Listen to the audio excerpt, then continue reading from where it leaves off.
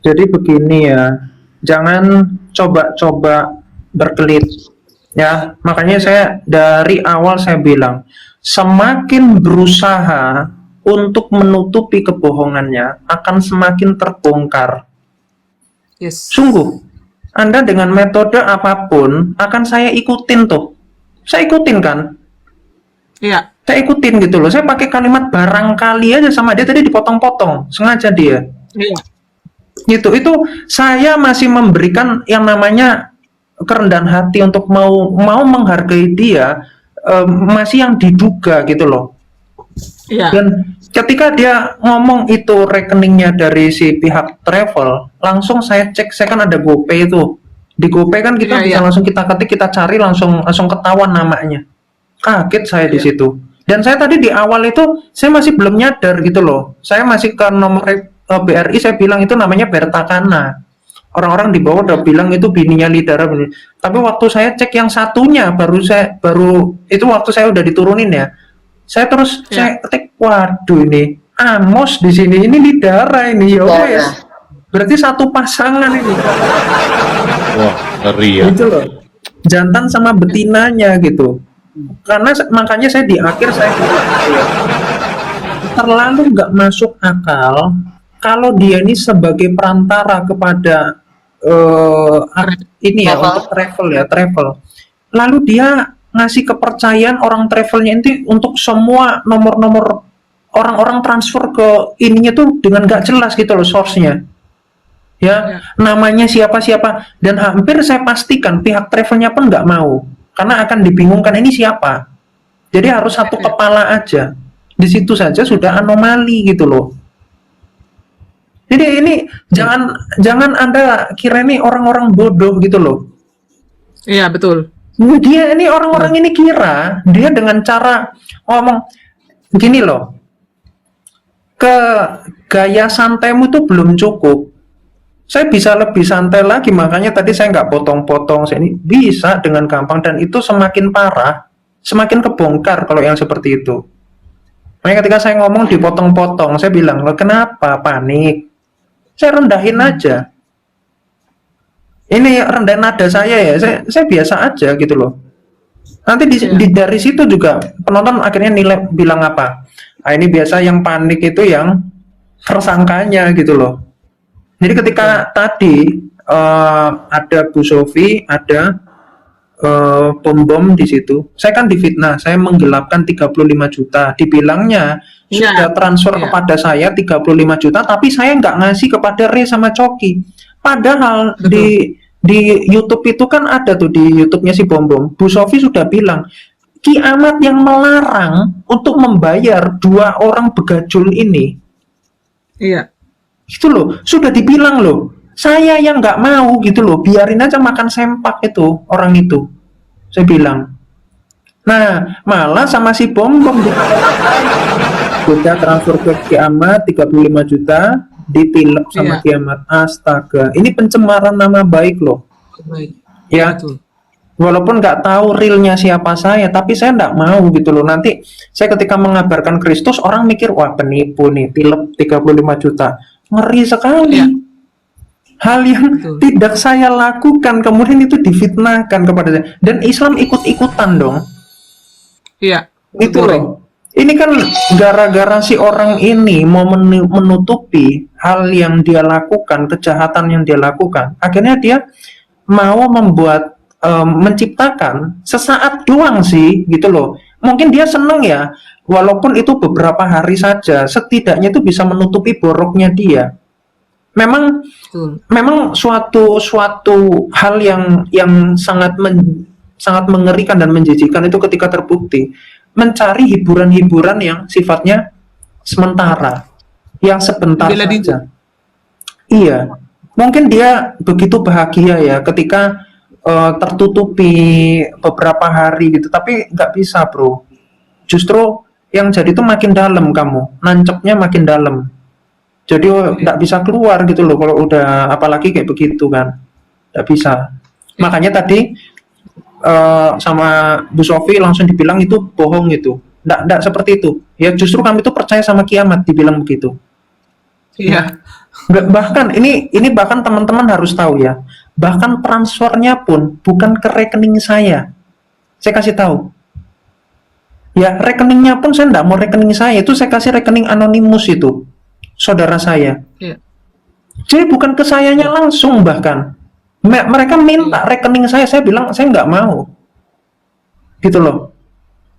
Iya. Jadi dalam hal-hal yang dan gini, ini publik supaya tahu aja ya, karena hal yang seperti ini cukup saya untuk dibawa ke ranah publik, karena ini bukan area untuk hal-hal yang seperti ini. Iya. Gini, bahkan saya kasih tahu ya, bahkan yang seperti itu terjadi untuk saya apa dan sebagainya, itu atas asas apa? Atas asas desakan. Awalnya saya tidak mau, tapi justru saya yang ditegur. Ya, saya yang kemudian ibaratnya mau nggak mau kamu harus mau. Ini ada gituin. Ya, ibaratnya kalau Kareda, loh, kamu tuh nggak mau digituin. Akhirnya mau nggak mau saya ya udah gitu loh. Jadi hal-hal yang seperti itu ya, untuk ini apa yang kemarin yang 16 juta apa segala macam ya, itu kan pada akhirnya ketika mereka ini yang kemudian melihat suatu peluang bisnis, akhirnya banyak tuh, salah satunya 2 orang itu begajul yang muncul, dia melihat, oh ada peluang bisnis nih. Nah, Iya. ada nih 16 juta. Nah, makanya sama si Coki ini ditilep-tilep sama dia. Saya ada buktinya. Sampai hari ini si Coki saya bilang ya, untuk refundnya itu saya suruh buka akun Travelokanya dia nggak mau buka. Dia bilang waktu itu apa, rekening internetnya itu bermasalah. Logikanya kalau internetnya bermasalah kok bisa membalas WA saya? Aneh nggak? Iya. Nah, itu saya bilang, Bang, video call kita ini, ya. Dan jadi itu udah lebih guys, itu udah di atas 5 juta itu sudah ditilep sama si Coki itu, ya. Ada ininya, ada chatnya, dan itu ada rinciannya tuh. Chatnya udah 2 tahun yang lalu, ya. Iya. Jadi dari 16 juta itu saja yang harusnya digunakan untuk pokoknya inilah, dan perlu kan yang tahu, itu saya nggak minta ya, itu saya yang ibaratnya gini, misalnya ya, siapapun lah, kamu ayo cepet kamu ke ini begituin, ini gitu ya, sekian gitu, itu kan artinya ya udah gitu, kita ngikutin aja. Makanya letak kecewanya saya, teman-teman ya, saya ibaratnya ya, udah teraniaya, makin dianiaya, dan ketika itu terjadi, hilang, yang lainnya hilang. Nah, artinya saya sendirian gitu ya. Ketika saya menolak ya, saya diharuskan, tetapi ketika hal itu terjadi, akhirnya kembali kepada saya dan udah hilang. Dan akhirnya kemudian bawa di hal-hal yang seperti itu, diungkit ke publik ya, kemudian saya mau difitnah lagi, astaga ya, udah teraniaya, makin dianiaya, mau makin dianiaya lagi. Iya. Jadi saya diam itu, saya nggak bisa ini ya, walaupun sepertinya di hati itu menangis gitu loh, tapi karena mentalitas saya itu udah terbiasa. Sekali lagi, otak saya sudah crack gara-gara IT itu sudah berkali-kali gitu. Jadi untuk ngerjain big data bla bla bla itu, ruwet-ruwetnya itu, untuk kayak stres yang berat, tetapi itu saya dipush untuk harus beres segala macam, tuntutan kehidupan dan sebagainya, itu sudah berkali-kali. Makanya untuk sekedar aduh yang ini stres yang kayaknya udah nggak ada. Saya merasa hati saya ini udah seperti robot gitu loh.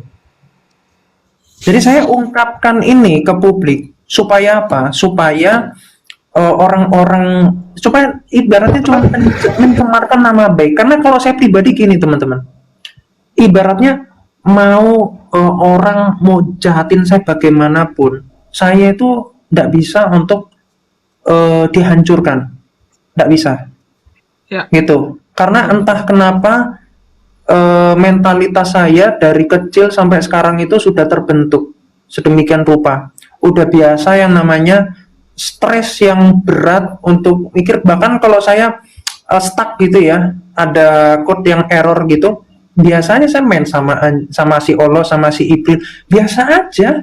Kalau orang kan sampai stres sampai nangis-nangis apa, saya kayaknya ngapain ya nangis ya, main aja, barangkali nanti dapat ide, balik lagi ternyata bahkan ya waktu ini saya cerita aja, saya bikin sistem seperti WA web ya, seperti WA web ya. Ada kalau di platform saya namanya LPI web, itu untuk login itu pakai barcode gitu ya, ketika kita scan langsung otomatis nanti ke login gitu akun yang di HP-nya kebuka di laptop gitu misalnya, atau dari HP ke HP juga bisa. Nah itu saya error, bayangin cuman ngerjain satu hal itu 2 minggu lebih baru beres.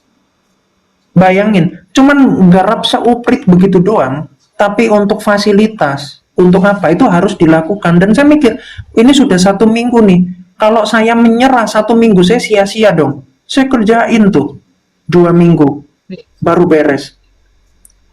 Jadi dengan bahkan ya data komputer banyak itu ya, ratusan giga bahkan 1 tera itu pernah hilang. Hal-hal yang penting, hal-hal apa, tapi tau nggak, ya udahlah, biasa aja, udah mati perasaan saya itu dengan yang namanya kekecewaan, dengan itu sudah biasa aja. Saya berusaha untuk mensyukuri, itu real, saya mensyukuri, saya harus dalam keadaan apapun mensyukuri apapun itu. Mau ini, tapi yang masih belum bisa saya terima kalau sampai Allah sama Ibril kenapa-napa ya. Kalau sampai orang-orang yang kenapa itu hal yang sampai detik ini itu masih belum bisa saya terima. Saya belum tahu bagaimana ya caranya, itu masih belum masuk ke akal saya. Makanya yang sangat-sangat simpel ya, selama orang itu masih mau fitnah apa ya, itu hal-hal yang sifatnya angin lalu lah bagi saya. Tugas saya cuman membuktikan ya, nggak seperti itu. Kalau masih ada orang yang mau fitnah, monggo silakan. Kamu bukan siapa-siapa dan kamu nggak bisa apa-apa dalam hal itu. Untuk menghancurkan saya nggak bisa. Tapi jangan sentuh orang-orang yang saya kasihi ya. Ya termasuk juga Allah sama Ibril. Ya kalau sampai ada apa-apa, makanya waktu itu saya pernah ya, kucing saya itu tiba-tiba di ini sama orang gitu ya, sama tetangga gitu. Saya datang ya, saya gebukin orangnya, sungguhan. Bahkan ya ada tetangga apa, saya lari ya, saya lari ini sama Ibril, sama si Olo ya, sama si Olo. Terus kucingnya dia itu tiba-tiba ngejar, mau nyerang si Olo. Jadi kucingnya dia yang agresif, yang disalahin si Olonya ini. Saya bilang, ini emang yang bikin ini Islam memangnya, saya gituin. Emang yang bikin ini orang Arab, gituin. Terus dia langsung bilang, jangan bawa agama di sini lah. Iya. Jadi apa yang agresif itu kucing Anda tanya sama dokter hewan sana, kucing sama anjing lebih agresif mana? Jadi satunya itu secara genetik itu dari singa, satunya dari serigala gitu. Jadi sebetulnya lebih sangaran kucing, karena aku juga ada kucing juga gitu loh. Aku justru dicakar-cakar apa udah biasa gitu sama si Ibril. Jadi yang orang-orang yang ibaratnya ini kan mereka saja itu saya sikat gitu loh. Jadi kalau cuman perkara-perkara apa, kalian nggak lebih dari Allah sama Ibril gitu loh. Jadi nggak bisa apa-apa. Saya kira seperti itu ya. Terus untuk hal-hal yang sudah dibuktikan, ijazahnya sertifikatnya si bom palsu segala macam. Ya puji Tuhan ya, tidak bisa dia membuktikan kalau itu kita itu di sini itu memfitnah. Termasuk si Lidara pun semakin dia membuat penipuan semakin terbuktikan ini tadi. Nah, belum lagi dengan data-data yang Kak Reda sudah konfirmasi ya segala macam itu. Itu terus terang gini, saya nggak mengikuti perkembangannya sampai mana. Makanya saya tuh tadi tuh berbicara yang ada di kapasitasnya di saya. Jadi saya nggak akan berbicara yang lebih dari kapasitas saya. Intinya saya nggak terima hal itu. Kalau nanti soal pembuktian tentang travelnya, kwitansinya segala macam, itu ada di timnya Kak Reda semua. Ya, Iya. saya kira seperti itu sih Kak Reda. Jadi supaya teman-teman Thank you. dapat Thank you. memahami. Sebenarnya untuk travel ini ya, buat teman-teman semua ya yang ada di room dan juga yang di bawah, perlu kalian tahu teman-teman ya, naik aja dulu PG, naik deh, ada urgent tadi makanya kagak buka sebentar ya. Intinya sebenarnya ada kwitansi ya, kwitansi, tapi karena saya menjaga privasi korban-korban, saya nggak publish itu teman-teman. Karena di situ jelas nama donatur ya, di situ jelas, makanya nggak saya publish gitu loh. Jadi ini si Lidara ini terlalu, dan tadi makanya saya bilang kalau untuk mendudukkan semua apologet ya harus pemerhati. Ini kulihat hari ini si RK jadi pemegang kunci surga. Orang kan tadi sudah bunyi di bawah, naikkan Reda Marbun, naikkan, kami butuh Reda Marbun, dari gitu di bawah. Sorry ya, saya harus hanya menaikkan apologet. Merasa kau ini sudah hebat ya, RK.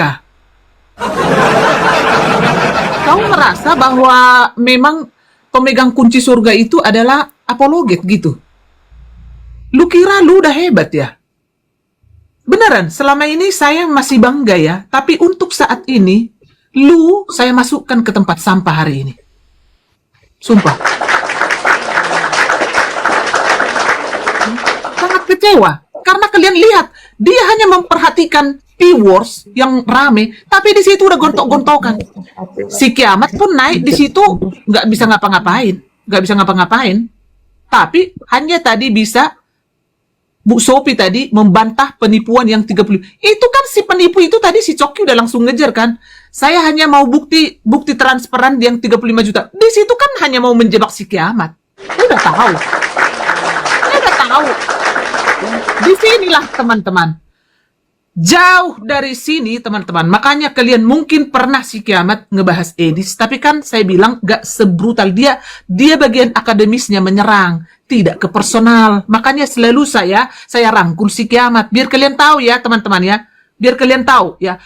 Jauh-jauh hari tahun 2025 teman-teman, di pertengahan saya dengan Skala kami mau merangkul Kiamat, tapi udah telat. Ternyata udah 2 tahun yang lalu. Makanya dia kalau saat ini dia kapok dan sangat trauma, itu hal wajar. Tapi kami dengan Skala pasti tetap berusaha melakukan yang terbaik untuk siapapun, termasuk Kiamat. Karena saya menganggap dia sudah sebagai anak saya, anak kami ya, anak-anak kita di sini teman-teman. Ya, kami datang di sini kan dengan Skala itu bukan mencari viewers atau mau pansus. Kami pemerhati gitu loh. Ini mau tahu kalian Skala ini siapa? Dia itu udah belasan tahun menjadi pemerhati dan bukan hanya pemerhati. Kalau bagian ini nggak usah ditanya. Tapi dia nggak pernah mau dipublish. Kalian mau tahu siapa dia? Nggak akan bisa tahu kalian. Itu. Saking butuhnya kami untuk memperhatikan Konoha. Biar tahu kalian.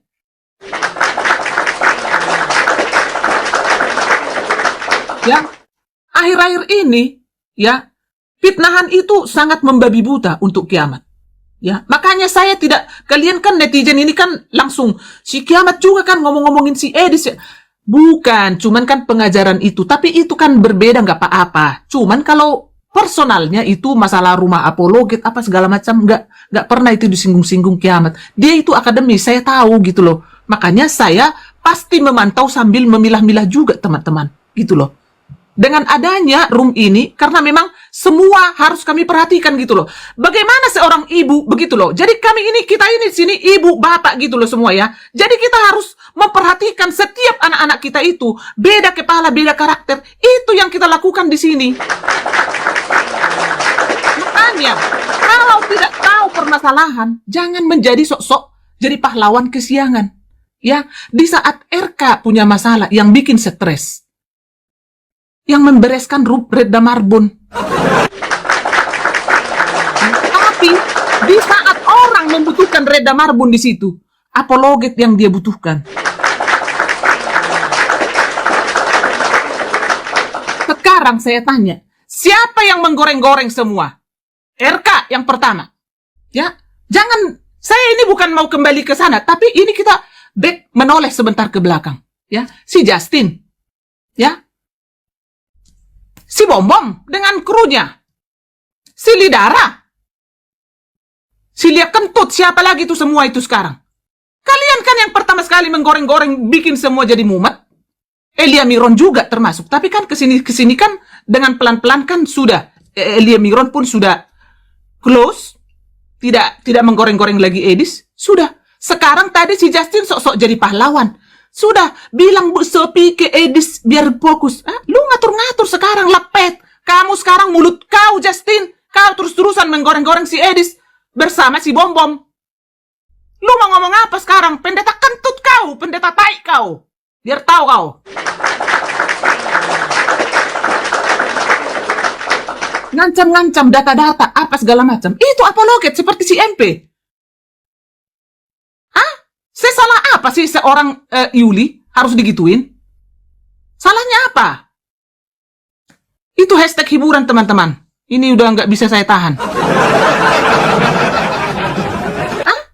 Kalian kira si Iskariot itu? Sekarang Iskariot, melompom. Kalian kira? Oh, tidak bisa. Tidak akan lewat. Tunggu tanggal mainnya. Yang kalian semua apologet ini semua, yang kalian lakukan ini, sudah di luar logika. Udah offside semua. Ya, data-data semua harus nyampe ke kadrun. Ini siapa yang melakukan? Si Lidara, Bom, Iskariot, si Dewi Dubur. Bersama kadrun. Ini mau dipungkiri. Kok sekarang kalian di sana dengan enak-enak? Kita ini kan biar duduklah bergandengan tangan, tapi nggak tahu masalahnya di mana. Giliran tadi si Lidara di situ berkuar-kuar masalah ngata-ngatain si Bintang. Apa didukung lagi narasinya si RK? Ya, kalau Pak Lidara udah menipu, udah dipenjara ya Pak ya. Belajar lu dewasa RK. Mulutmu tadi itu mulut sampah, jujur. Kalau tidak bisa menjadi host, ya, jangan berat sebelah, harus di tengah. Dari kemarin-kemarin banyak netizen DM saya. Blacklist itu kiamat, blacklist kiamat. Pengajarannya yang dia tantangin, bukan personal si Edis, nggak pernah dibahas. Rumah apologet apa itu donasi nggak pernah dibahas. Kalau itu biarkan saja. Beda room, beda ini style, biarkan saja. Karena memang banyak anak itu banyak opini apa segala macam. It's okay. Gitu loh. Kasih di sini pun kan saya mencoba untuk menahan. Ya kan? Dengan cara apa teman-teman? Saya lihat si kiamat di WK, masuk saya ke sana. Waktu lagi rame-ramenya, iya kan? Kalau saya udah di WK kan, si WK pun nggak berani ngebahas-bahas yang macam-macam. Itu cara seorang ibu teman-teman untuk menenangkan anak-anaknya. Saya lihat di room siapa si kiamat. Saya kejar ke sana. Pura-pura saya di bawah. Ada Kareda di bawah. Di up. Akhirnya naik juga si kiamat. Di sana kita ketawa ketiwi. Kita ngebahas kadrun. Itu cara seorang ibu untuk menenangkan, merangkul anak-anaknya. Kalau si Justin, yang lain-lain terus sesat. Si Edis sesat. Tuhan, Yesus punya Tuhan. Itu terus yang dibahas. Pendeta lapek, rojan kau, Justin. Biar tahu kau, nggak usah kau berpolemik. Nggak usah. Ya, ini. Untuk saat ini saya blacklist. RK. Saya mau apologet itu yang bersih. Fokus. Saya tegur si Agatha. Waktu gelut sama Paslap. Ini kembali respect kita ke belakang, review sedikit ke belakang. Waktu gelut Metatron, Paslap sama Agatha. Saya seperti pengemis. Setiap saya lihat si Paslap itu udah naik saya ke sana. Setiap kulihat si Metatron di mana udah naik saya ke sana. Sambil saya pantau di balik layar. Saya, bro, sudah ya, sudahin ya. Dek, please, hargai kakak. Siap-siap, Kak. Si paslap di sana, iya begini tentang Agatha. Oi, bisa diam nggak? Ku gitu. Oh iya bunda, wah iya bunda. Itu cara seorang ibu untuk anak-anaknya. Habis itu saya tegur juga Agatha. Dek, fokus penginjilan, Dek. Akhirnya si Agatha fokus sekarang. Sudah, biarkan. Nggak ada dia goreng ini, goreng itu lagi. Dia pun pasti melihat, oh ini Kareda benar yang dibilang Kareda. Itu seorang ibu. Ya, jadi kalau tidak bisa di tengah, nggak usah buka-buka room untuk hanya menaikkan viewers supaya 2.000, 3.000. Saya nggak butuh viewers. Ya, saya butuh karena apa? Supaya mata melihat ya semua perselingkuhan ya, penipuan-penipuan yang menjadi batu sandungan untuk disirkal kekristenan. Itu yang saya butuhkan. Silakan Kak Marsya. Marsya dulu ya, kiamat ya.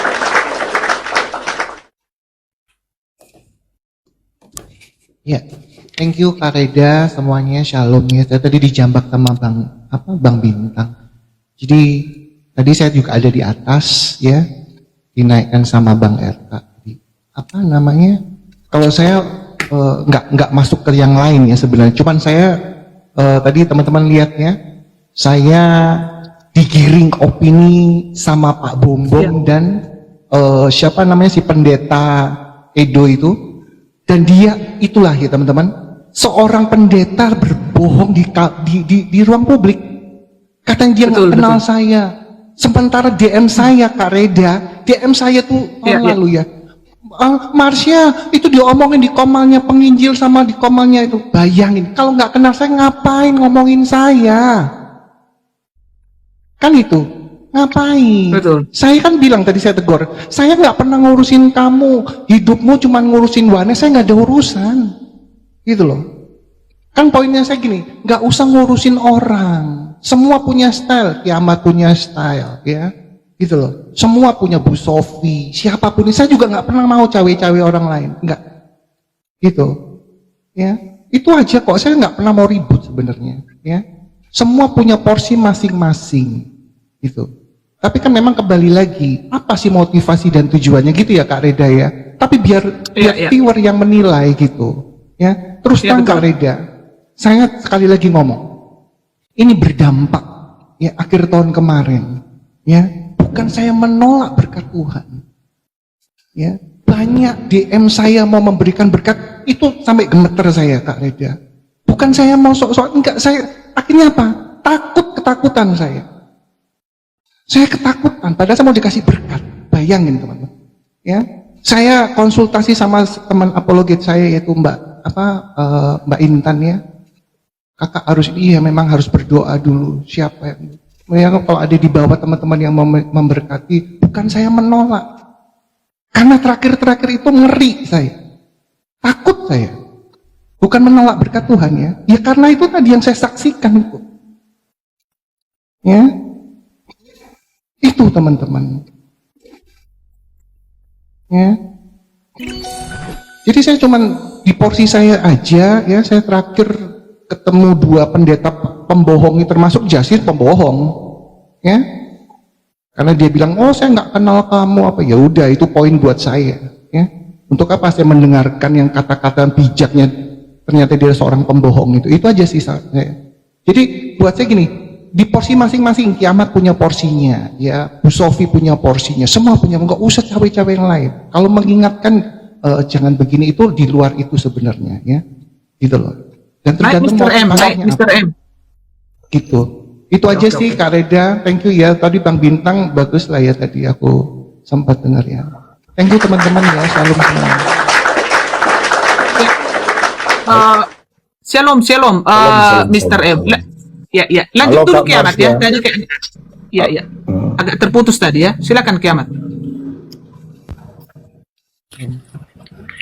Ya, jadi begini Kak Reda dan yang lain juga ya.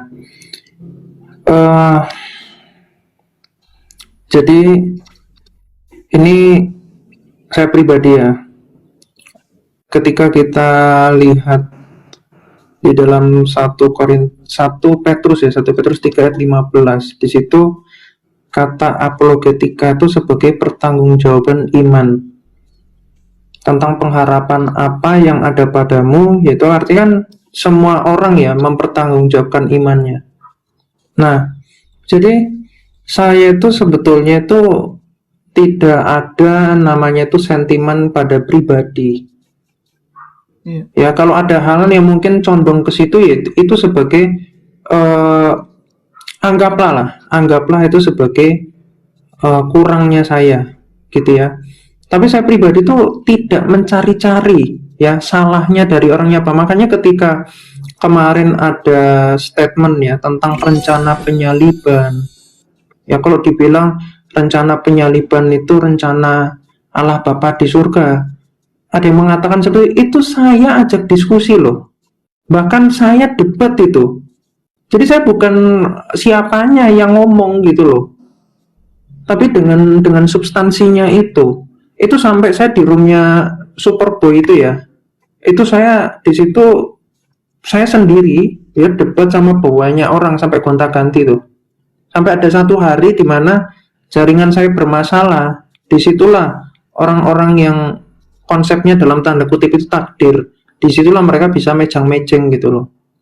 Tapi berhari-hari itu saya yang naik di situ untuk debat tuh sama semua tuh. Ya.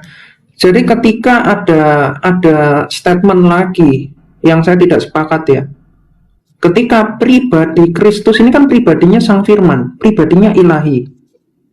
Namanya juga pribadinya Sang Firman, pasti satu hakikat dengan Sang Bapa.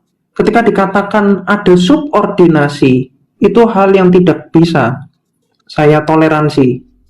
Karena itu udah ajaran universalnya gereja. Saya kira tidak ada yang seharusnya berani mengatakan ada hierarki antara Kristus dengan Sang Bapa. Makanya saya tulis itu e-book saya yang volume 6 itu saya tulis untuk mempertanggungjawabkan iman saya itu. Saya debat dengan Pak Justin, saya debat dengan Pak Erben bahkan. Ya, saya debat gitu loh. Makanya ya posisi saya itu apa? Posisi saya itu posisi yang netral. Posisi yang tidak mau tentang pemahaman tentang teologi itu, kemudian ngikutin maunya hati, oh ini. Enggak, kalau salah. Pasti saya enggak mau yang namanya sifatnya itu sinkretisme. Mencampur-campur iman itu saya enggak mau. Ya, intinya ketika dasar saya itu adalah menyampaikan pengharapan apa yang ada pada Kristus, maka dasarnya itu saya pasti buktikan. Bukan sekedar kayak pendapat saya pribadi, egonya saya pribadi. Ya, ego itu unsurnya unsur debat yang secara ini aja gitu loh. Di luar dari kekristenan itu bisa debat yang namanya ego gitu loh. Tapi kalau udah bicara tentang iman ini harusnya kebenaran yang sifatnya absolut. Tapi kalau masih dianggap kebenarannya itu relatif, semuanya bisa benar, itu saya kira perlu dipelajari lebih lanjut tuh. Karena kalau percaya hanya ada satu iman, artinya hanya ada satu kebenaran, maka kebenaran itu sifatnya tunggal. Kalau masih ada, terus harus belajar namanya konsensus patrum, di mana di situ itu mempelajari tulisan-tulisan klasik gereja, tulisan-tulisan patristik itu dipelajari itu. Ada nanti yang namanya teologomena, ada nanti yang terminologinya, sejarahnya itu dipelajari. Sehingga tulisan-tulisan akademis gereja ini ya dari para bapak-bapak gereja itu menjadi kekayaan dari iman Kristen, karena gereja sudah berdiskusi dengan orang-orang ateis ya, melawan ajaran-ajaran sesat itu sudah terlatih dengan banyak hal.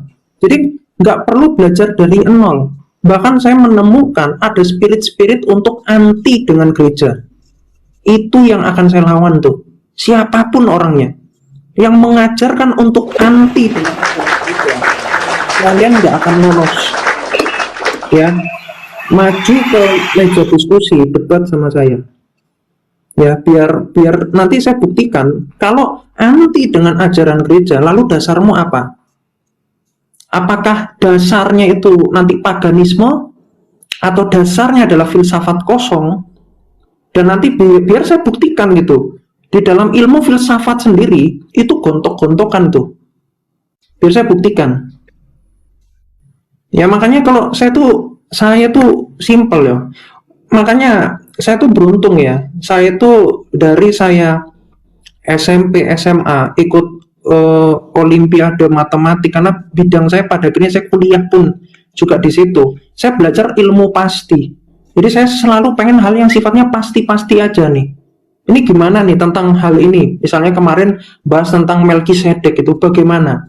Saya baca dari Jana Suci Maximus, ya, The Confessor saya baca lagi dan jadi saya baca itu dan ternyata luar biasa ya penjelasannya. Saya bandingkan kok di sosial media kok belum ada ya. Zaman sekarang kok sulit ya untuk dapat yang setara gitu loh. Penjelasannya ngeri sekali, sangat-sangat nilai metafisikanya bagus, mistisnya juga sangat-sangat bagus. Jadi penjelasan tentang hal-hal yang kebayang nggak sih? Ini contoh saya kasih tahu. Di dalam Kejadian 1 ayat 26 dikatakan manusia itu diciptakan menurut gambar Allah. Nah, kita tahu Allah itu Allah Tritunggal.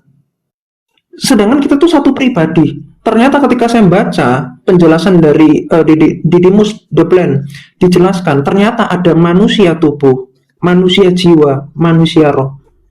Seringkali manusia tubuh kita itu kan makanya dikatakan kedagingan gitu ya. Pikiran kita tahu melakukan hal yang baik, tetapi manusia tubuhnya kita tuh menghalangi untuk kita melakukan hal yang baik itu. Ternyata apa maksudnya manusia diciptakan menurut gambar Allah? Itu bentuknya tunggal tuh. Jadi kalau tunggal itu proper to usia. Artinya manusia itu harus satu kehendak. Sama seperti Allah kita itu satu kehendak. Sang Firman tidak pernah bertentangan dengan kehendak. Begitu juga Sang Roh Kudus pun tidak pernah. Makanya bagaimana kita mensinergikan di dalam diri kita itu antara manusiawi kita, jiwa kita, dan roh kita. Nah itu nanti ada penjelasannya lagi lebih lanjut. Nah itu